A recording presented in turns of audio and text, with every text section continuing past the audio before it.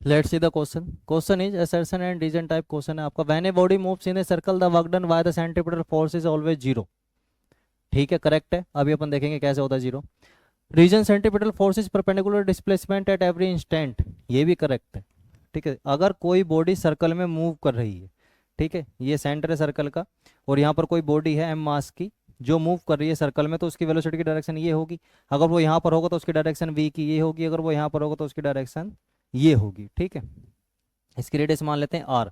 जब कोई body circle में मूव करती है तो सेंट्रीपिटल फोर्स लगता है उस पर टुवर्ड्स द सेंटर, जिसकी वैल्यू होती है एफ सी। मैं एफ सी यहाँ पर लिख देता हूँ। Centripetal force equal to m b square upon r, जो उसे बाउंड करता है सर्कल में मूव करने के लिए। ठीक है, जिस फोर्स की वजह से बॉडी सर्कल में मूव करती है, कर्व में मूव करती है, उसी फोर्स को बोला जाता है सेंट्रीपिटल फोर्स। ठीक है, जिसकी वजह से यहाँ पर सर्कल में मूव कर रही है।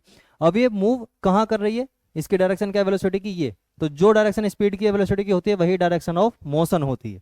तो यहाँ पर इसकी डायरेक्शन ऑफ मोशन है और फोर्स लग रहा है इस तरफ, तो इनके बीच का एंगल कितना हुआ 90 डिग्री। तो वर्क डन कैसे लिखते हैं हम, work done is equal to force into displacement, यही कंसेप्ट, यही फॉर्मूला हम इसमें यूज करेंगे, और इनके बीच का angle force into displacement into cos theta. यहां पर थीटा है एंगल बिटवीन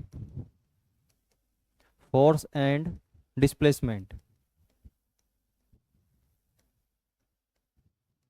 ठीक है, तो फोर्स इस तरफ लग रहा है, डिस्प्लेसमेंट इस तरफ होगा, डिस्प्लेसमेंट उसी तरफ होता है जिस तरफ बॉडी मूव करती है, और मूव कर रही है बॉडी इस तरफ, तो इनके बीच का एंगल 90, और कोस 90 की वैल्यू होती है 0। कोस 90 डिग्री इक्वल टू 0, तो वर्क डन कितना आ जाएगा यहाँ से, work done is equal to force into displacement into 0, मतलब 0। कोई भी वर्क डन नहीं होगा। यही पहली स्टेटमेंट बोल रही थी, when a body moves in a circle work done by centripetal force is 0। Centripetal force is perpendicular to the displacement at every instant. अगर बॉडी यहाँ पर होगी तो फोर्स इस तरफ लग रहा होगा, अभी भी इनके बीच का एंगल कितना है 90। अगर बॉडी यहाँ पर है तो सेंट्रीपिटल फोर्स इस तरफ होगा, अभी भी इनके बीच का एंगल कितना है 90 डिग्री।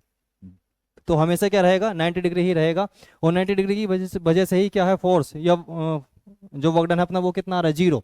मतलब ये जो स्टेटमेंट है ये इसे सपोर्ट करती है। तो इसका करेक्ट ऑप्शन होगा both assertion and reason are true and reason is a correct explanation of assertion.